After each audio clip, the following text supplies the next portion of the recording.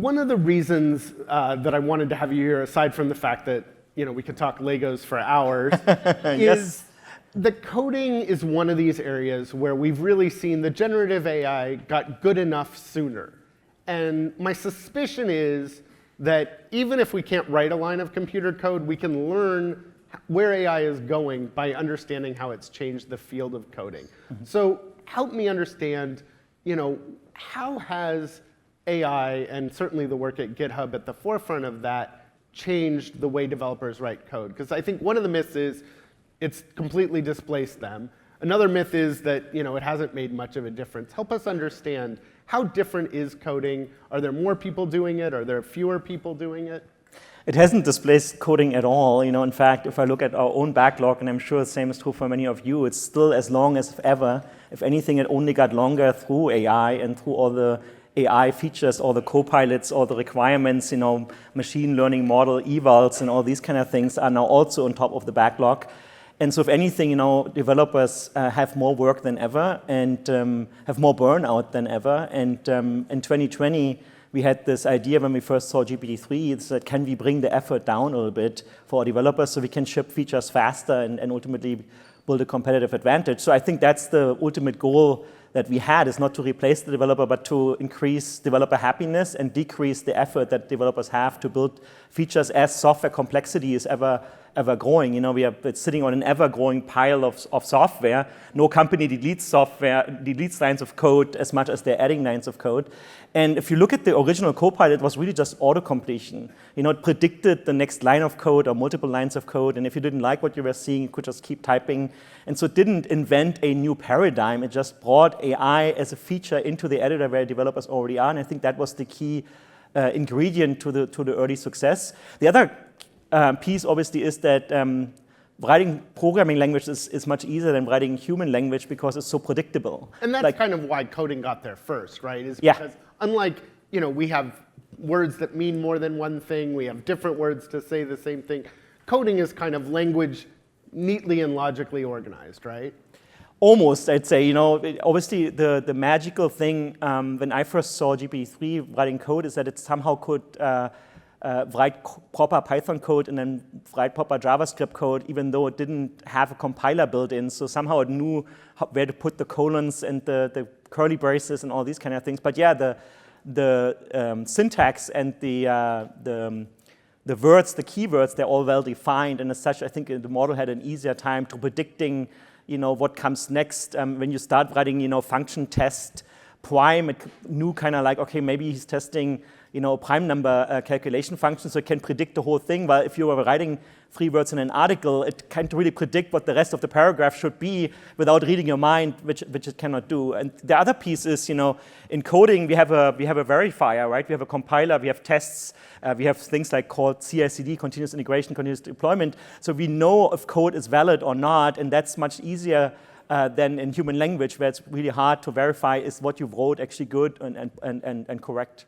So that's kind of why coding is ahead of sort of broad tasks in terms of advancement. What are some of the lessons learned in terms of what works and what doesn't, what's needed in terms of human interfaces? How do you make sure that you are keeping the developer doing what they want to be doing and not automating the fun part?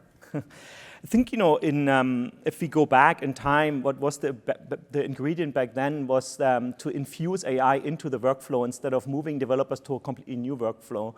And so we did that with auto-completion, and then later we were adding chat into the editor, so you don't have to go through a separate web page and learn a whole new process. Because ultimately, developers are never touch a running system, don't touch my tooling or my color scheme, those kind of things. So it was important to not move them to something else, but instead move AI into their workflow. Now, this was kind of like the first phase of AI. Now we are in 2024, and we are more and more seeing AI native workflows where, in addition to having AI within your environment, you also have new tools that reinvent the workflow fully. Based on AI and based on natural language. One such thing is what we call Copilot Workspace, which takes you from an idea, an issue, feature request, all the way to the code with the help of natural language prompts, and you don't even go into the editor anymore. And so I think that early days you had to infuse AI into the workflow, but now we're at a point where you have AI native workflows as the models have to become so powerful. And do you see a day, like, is the endpoint that we reach a point where we can just describe what we want and it'll write the code and you won't need coding experience? And if so, how are we not then really replacing developers? So we're already there to someone likes it. If we look at what happened in 2024, whether it's one of our prototypes called GitHub Spark or things like Vercel's v0 or StackBlitz bolt.new, we're already to a certain degree there. We can use natural language to prototype a web page or a little mini application to track the allowance of your kids and things like that.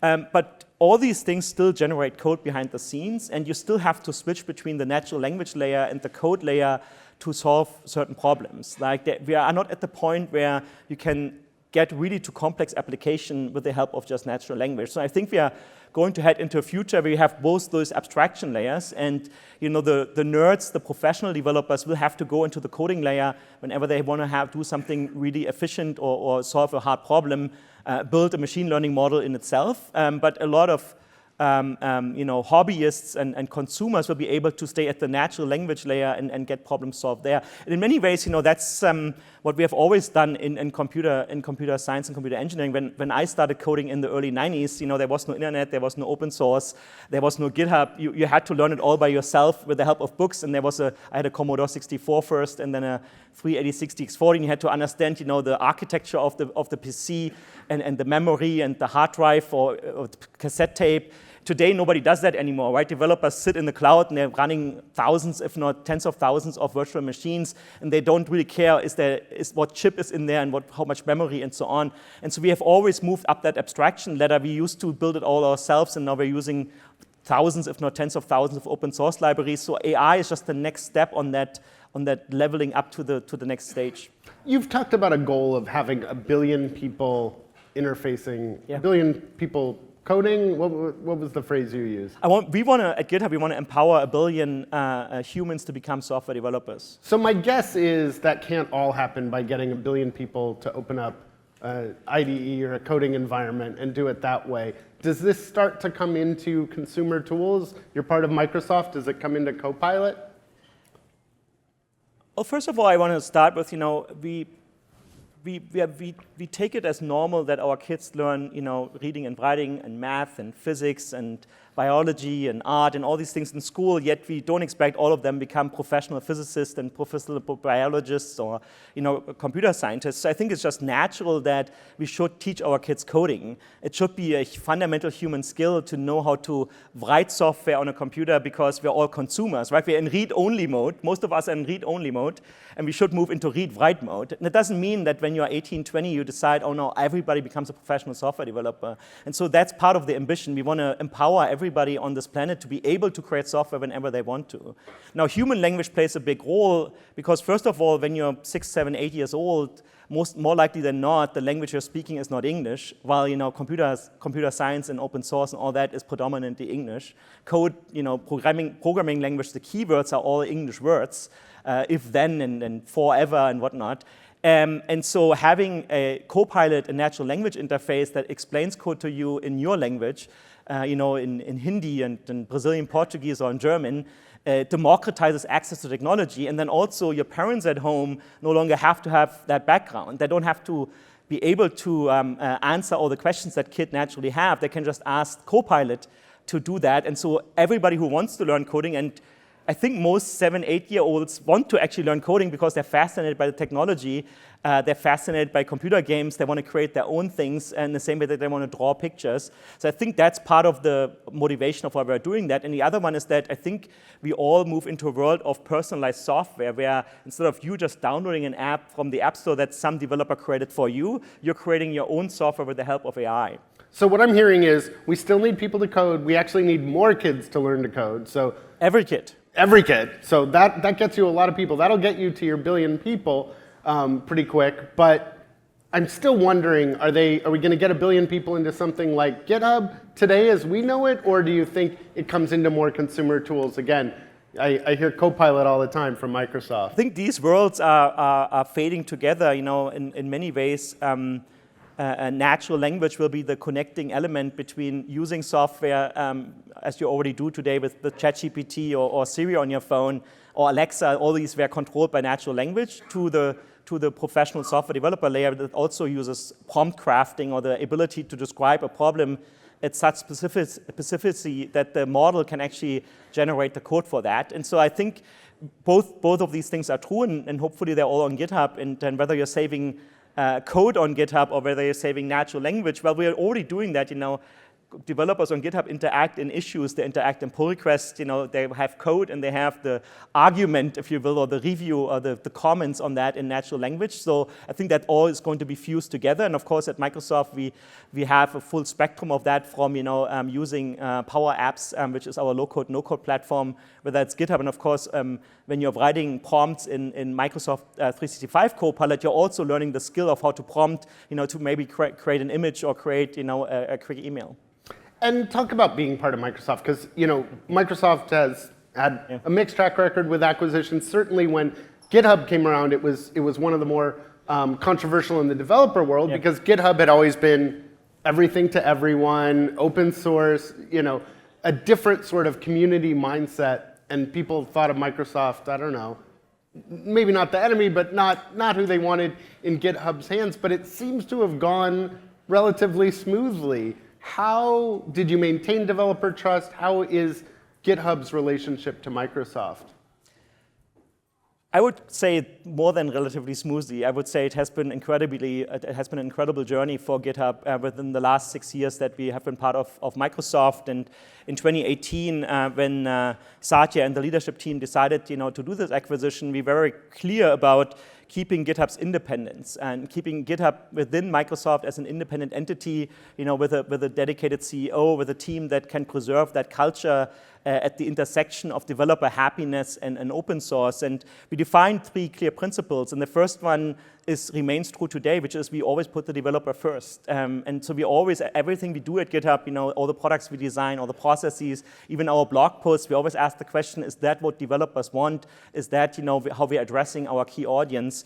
The second one was we wanted, Microsoft to accelerate GitHub. And notice the key here, it's not the acquired company accelerating the buyer, it's the buyer accelerating the acquired company. And I think that's often the mistake in acquisitions, that you look at the synergies that you have as a buyer instead of what can you as a buyer bring into the company that you're buying. And I think that is, has been gone very well for us, and Copilot is actually the perfect example where Microsoft's relationship with OpenAI, Microsoft's cloud with Azure, the expertise in responsible AI and those things enabled us as GitHub to bring this product Copilot to market very, very quickly, ahead, 2 years ahead of ChatGPT. Before there was an AI hype, before there was an Axios AI Summit, and we leveraged, those relationships and if you will, the power of the mothership to bring this product into the world. And then lastly, of course, as GitHub, we want to accelerate Microsoft, and we did that, in multiple ways. Copilot is another example here because, the first Copilot was GitHub Copilot, and now Microsoft has all these Copilots. So we brought the brand, we brought our expertise in how to design that product to Microsoft, and ultimately we're bringing, revenue into the Microsoft P&L. So we only have about a minute left. I'm curious, what aren't we talking enough about when we talk about generative AI? What have you seen in terms of how we have to build it for humans that maybe isn't getting discussed enough? From my perspective, I think it's the unlock of creativity that generative AI have. I think there's a lot of discussion about the fear of losing your jobs and replacing developers and other knowledge workers with AI, instead of talking about how it unlocks the creativity of these workers and how it enables them to do more with the skills that they have. I think image models are a perfect representation. I'm by no means an artist or painter, and I can use Stable Diffusion or Midjourney or DALL-E to create an amazing image, and I can just keep iterating with a prompt. And in fact, I'd love to come back to kids. If you give these tools into the heads of kids, what do? They generate cute puppy images, right? And then they generate another one and another one and another one, and they put their cell phones full of these images. Now, transport that concept into software and imagine what everybody will be able to create in software. And it's the same idea. It's not a one-shot example where all of a sudden the AI generates the application perfectly for you. You keep iterating in the same way you do with an image. And of course, you will take some time and patience and some expertise of how to do that. But I think humans will be able to create amazing software and amazing things. Well, thank you so much, Thomas Dohmke. Thank you.